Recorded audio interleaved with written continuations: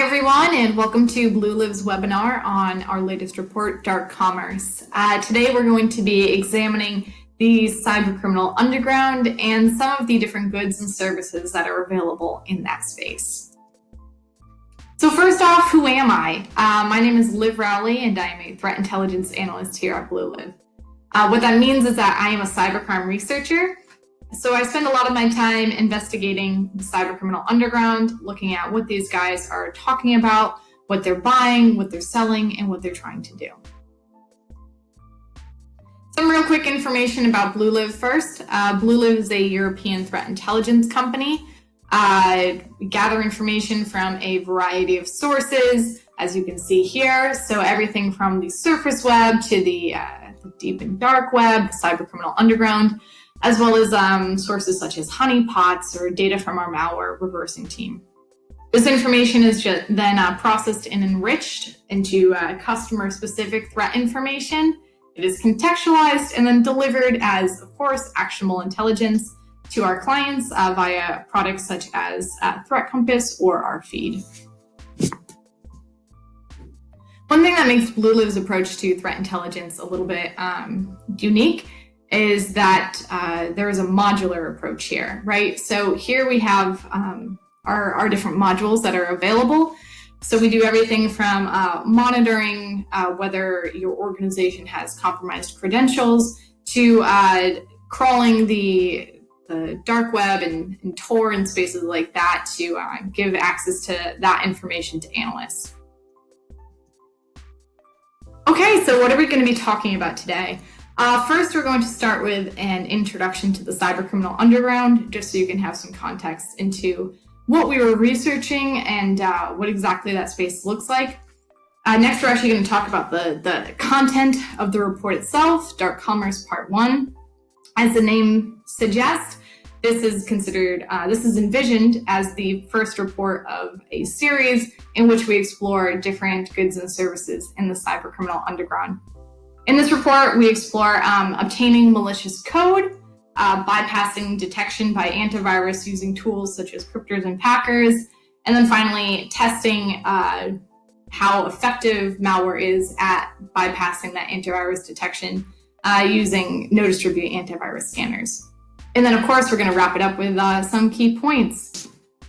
So, the cybercriminal underground. Let's talk about that. For this report, we focused primarily on the English and Russian language cybercriminal communities.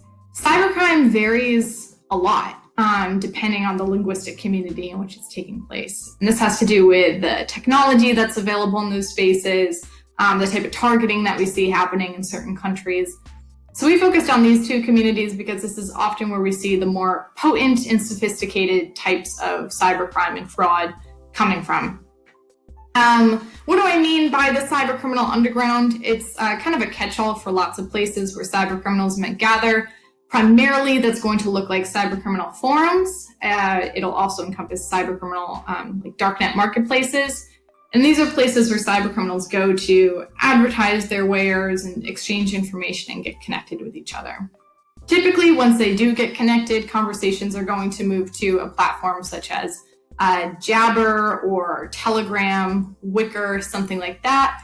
And then when a sale actually takes place, it's going to occur using cryptocurrency and typically Bitcoin in the majority of cases. So cybercrime with time is becoming more and more like a real industry. And by that, I don't mean a legitimate industry, but an industry, right? Cybercriminals are specializing in different parts of the world of cybercrime. So this is good news if you are a veteran cybercriminal because it allows you to outsource some of your work and scale up your operations. And it's also fantastic news if you are a newbie cybercriminal because it gives you easy on-ramps into the world of cybercrime. So here in this graphic, we have in the center a cybercriminal wannabe, and as you can see, they have all sorts of goods and services available to them to just easily reach out to. Pretty much we're reaching a point where if you are a person with a laptop, some money, and criminal intent, you can pretty easily get your feet wet in the world of cybercrime. So what we're seeing is that we're actually looking at an industry of buying and selling, an illicit trade, and if you will, a dark commerce. Here we have a chain of like what a cybercriminal campaign will often look like. So we start with obtaining and preparing malicious code. Next, you're going to launch your campaign and actually distribute that malware.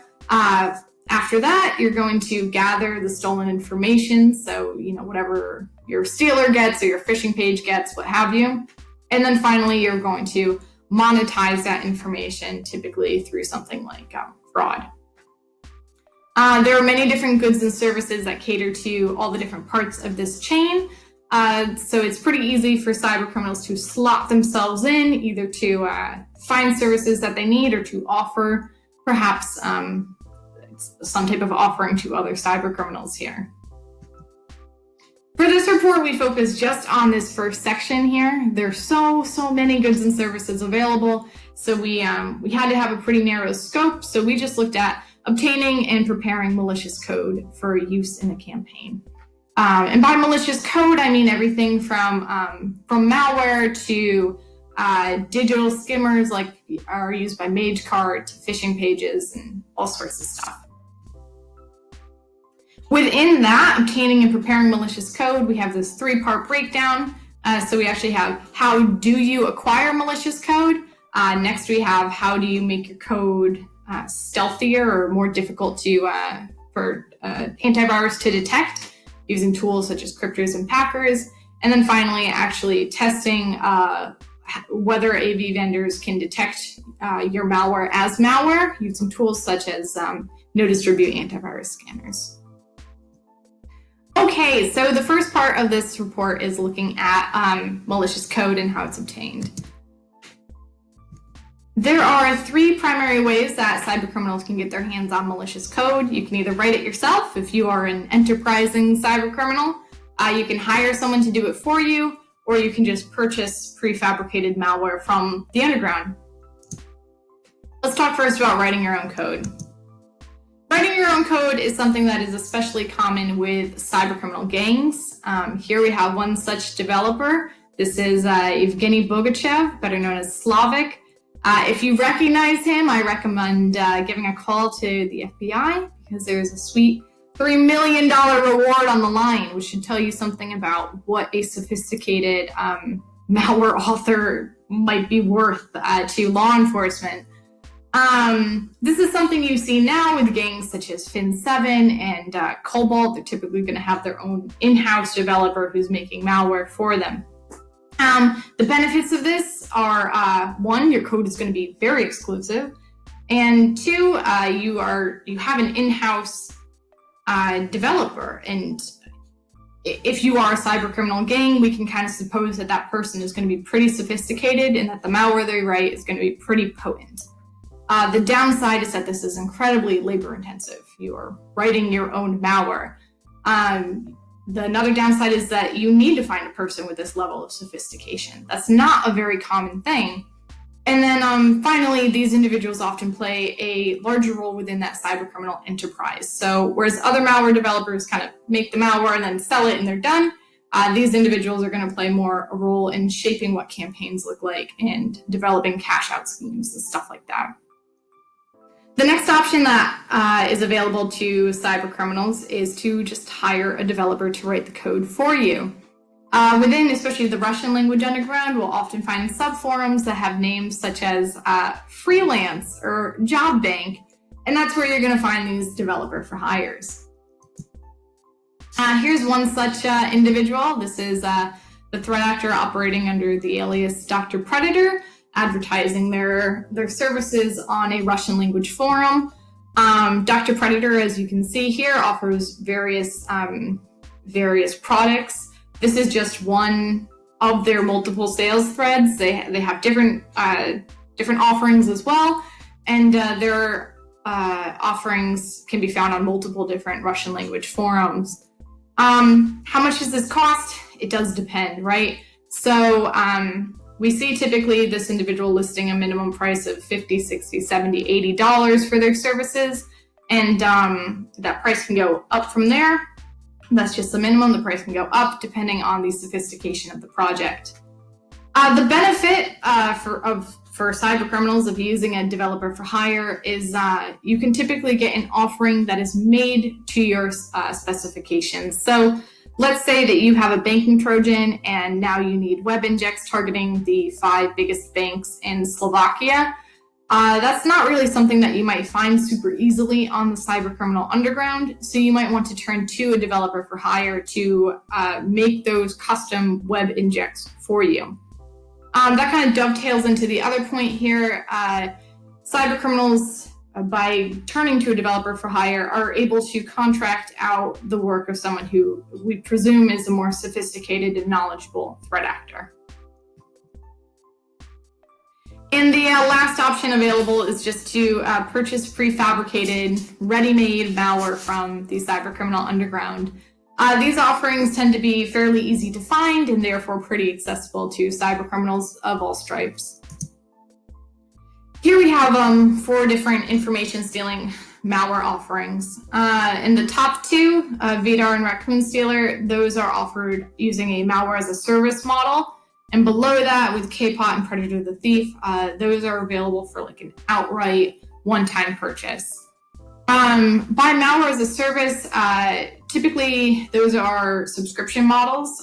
So you pay, as you can see here, between $200 and $300 a month, and you get access to the malware, and also the infrastructure is already set up for you. So it's a very easy first step for a new cybercriminal to go to.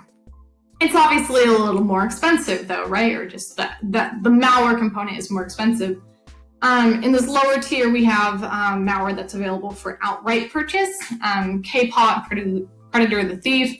This tends to be a little more common, the outright purchase. For these information stealers available for sale in this way, we found that a rough common price was about $100. As you can see, that goes up and down. KPOT is $65, Predator the Thief is $150. And there are also additional costs that can be put on top of this. So perhaps you need help with your admin panel installation. That will cost you an additional fee. Perhaps there is an update that is released several months after you buy it. You might have to pay an additional fee to get the updated version of the malware.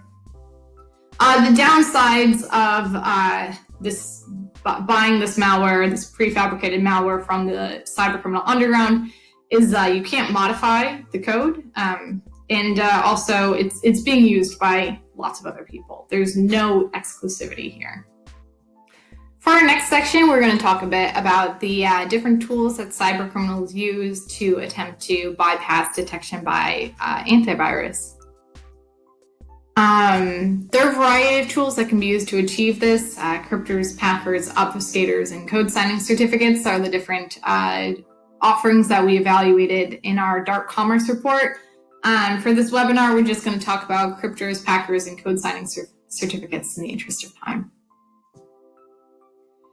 All right, so packers are tools that compress files in a way for the purpose of hiding their original, and in this case, malicious functionality, and then decompress that file upon execution on a victim device. Cryptors, as their name suggests, encrypt files and then decrypt files upon execution. Both of these tools, their purpose is to evade detection by antivirus and to therefore protect the malware. And they often include obfuscation and anti-analysis techniques. As you'll see on the cybercriminal underground, you typically get what you pay for. So there are cryptors and packers that are available for free. They are, easy to find, easy to download, and known to researchers. The downside of using these free cryptors and packers is that they are easy to find, easy to download, and known to researchers. So typically, antivirus defenders, antivirus vendors are going to be able to decrypt and unpack malware that has been encrypted and packed by these free ones. So that leaves us with these private offerings, right? So we have cryptors and packers that are available for a one-off price is what we call it here. That's typically something that's going to be made for the use by one threat actor, and these can be available for anywhere between $100 and $300 depending on the complexity of the tool. There are also subscription models that go for anywhere between $30 and $90 a month. The benefit here for cyber criminals is that the code is under constant development. It's constantly evolving, and that helps to better ensure that your files are going to be fully undetectable for as long as possible. Obviously, these private ones make it much more complicated for defenders to unpack and decrypt the file. Who uses cryptors and packers? The answer is everybody uses cryptors and packers. So small fry cyber criminals are going to use these tools, as well as major cyber criminal gangs such as TrickBot, or Emotet, and even nation states such as Oil Rig. All right, let's chat about the code signing certificates. So legitimate code signing certificates are used to confirm the confirm the integrity of an application and identify the author of code. Code signing certificates, when used by cyber criminals, are used to erroneously confirm the integrity of an application and erroneously identify the author of code. Cyber criminals like code signing certificates because it helps them avoid detection by antivirus. There are two ways of obtaining these certificates. The first is to steal it, and the second is to obtain it from a legitimate certificate authority fraudulently, so using fake company data. These certs can go for sale for anywhere between $500 and $3,000. This is a very steep price, and it kind of underscores for you how important a role these can play in distributing malware. And the factors that explain that wide range of prices, it's really just how legitimate is this certificate going to look? How long will it go without being flagged as suspicious? All right, and now our final section, we're going to talk about testing your malicious code to see how effective it is at bypassing antivirus. So this detection testing is often done using no-distribute antivirus scanners. No-distribute antivirus scanners allow you to check whether and how your code is being detected by different antivirus products. If you upload your code to them and you get results that you don't like, it allows you the opportunity to tweak your malware or perhaps use a different encryptor to just generally improve yourself without having ever used it in a campaign.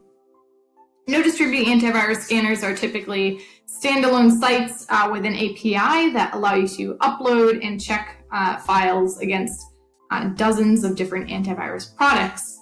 It's very similar to VirusTotal. In fact, the media at times has dubbed these scanners VirusTotal for crooks, which I really like because I think that is exactly what this is. It's VirusTotal for crooks. Of course, the difference is VirusTotal is legitimate and these are not. The difference being that VirusTotal shares information back with AV vendors and keeps track, says like, okay, this malware was first uploaded on this date. The no-distribute scanners are not going to be doing that because their key here is stealth. There are two different types of no-distribute scanners.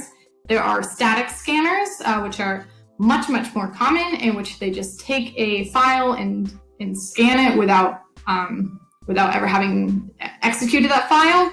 And then there are dynamic scanners. There are only a very small handful of dynamic scanners out there. And in these cases, these dynamic scanners take the malware and actually execute it and see whether or not antivirus detects that executed malware. To run a service like that, it requires a lot more overhead, which partially explains why we find so few of the dynamic scanners. So let's talk about the pricing models for the no-distribute scanners. There are some that are available for free. Those are always static scanners, and they appear to use the APIs of other bigger scanners. As far as we can tell, they seem to be supported by paid advertising. Oftentimes they'll have ads that are like, oh, do you need a cryptor? Check out this cryptor here. For sites that are paid, there's a breakdown into two different types of options that they have available. So on one hand, we have this kind of like bundled pricing, if you will, where you can buy, maybe a 10 scan bundle or a single scan or 100 scans or something. And then subscription models. So that'll be, X amount of whatever for a week or a month and API access and stuff like that. As you can see, the prices vary tremendously given that the different options available here. So for instance, we have for 1 cent, you can get a single static scan of one AV vendor, and then all the way up to hundreds of dollars for more sophisticated subscription offerings. This here is DynCheck. DynCheck is perhaps the most popular of the no-distribute antivirus scanners right now. It is both a static and dynamic scanner, as you can see they proudly declare. It's available both in English and Russian, though definitely people who don't natively speak either of those languages are using it as well. And as you can see, it has a nice UI. It's user-friendly. Here we have two reports that are generated by DynCheck. These are results for KPOT, which is one of the information stealing malware families we talked about before. These are results that were shared in April of 2019 by the author of KPOT as like a marketing ploy to advertise it. On the left, we see a static scan, and on the right, we see a dynamic scan. And as you can see, each of them have the, these are both truncated reports, right? It's not showing the full thing. But we see the number of detections, what this malware was detected as, and we also have, for the dynamic scan, we have screenshots showing the screen of a device after the malware has been deployed. All right, so let's wrap this up now with some conclusions. So by detailing the different goods and services that exist in the cybercriminal underground, it gives us a better understanding of what is available to attackers and therefore a better understanding of what we ought to be defending against. Keeping track of this can be done in a variety of ways, right? Threat actor profiles are a great way of maintaining files, I guess, on individuals who are buying and selling these services and these tools. And it also helps us get a larger picture of the underlying trends. Piggybacking off of that point, let's take a quick look at Bluelow's module, Threat Context. So threat context is envisioned as a sort of Wikipedia of cybercrime, right? So lots of different details about lots of different things. So here you see some of our threat actor profiles for the different threat actors that we're tracking. So we have different malware and crimeware authors, prominent fraudsters, cybercriminal gangs such as TrickBot and Joker Stash, and nation-state APTs, including Fancy Bear, Ocean Lotus, among other threat actors, right? We also keep track of different campaigns and different tools that are available. So as far as campaigns go, lately we've been spending a lot of time looking at different coronavirus-themed phishing campaigns. And for tools, we have all sorts of things. We have exploit builder kits, rats, stealers, IoT, malware, all sorts of things. So here we have ThreadKit, which was a popular exploit builder kit available on the Russian language underground.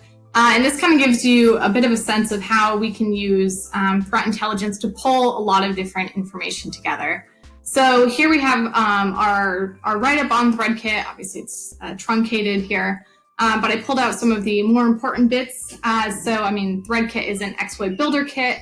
It's available, or was available, for over $1,000 on the Russian language underground. And it's been tied to a variety of campaigns distributing many different malware families. So perhaps you're looking at this and you're curious as to what different CVEs ThreadKit is weaponizing. That's something that we actually keep track of. So here we have some of the different CVEs that ThreadKit is using or has been known to use. We have actual CVE scoring here as well in that leftmost column, and the scores are based off of a variety of different factors, such as whether there are publicly available exploits and the number of malware samples that we've seen attempting to utilize this CVE.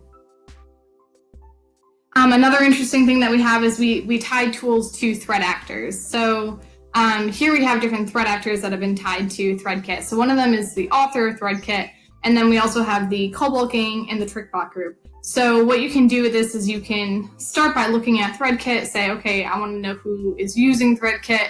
Then you can pivot to maybe looking at TrickBot. Then perhaps you're interested in some of TrickBot's latest campaigns or what other tools they might be using.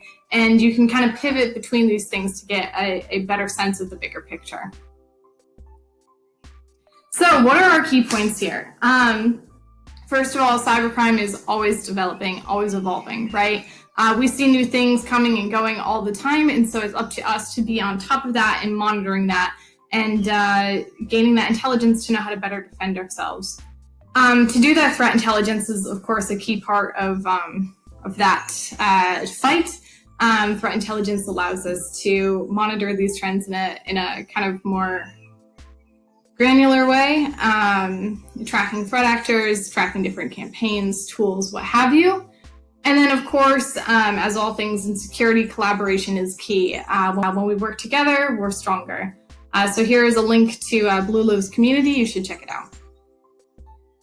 So that's all we have for today. Thank you very much for joining us. And if you have any questions, feel free to reach out to us. We'd love to hear your thoughts. Thank you.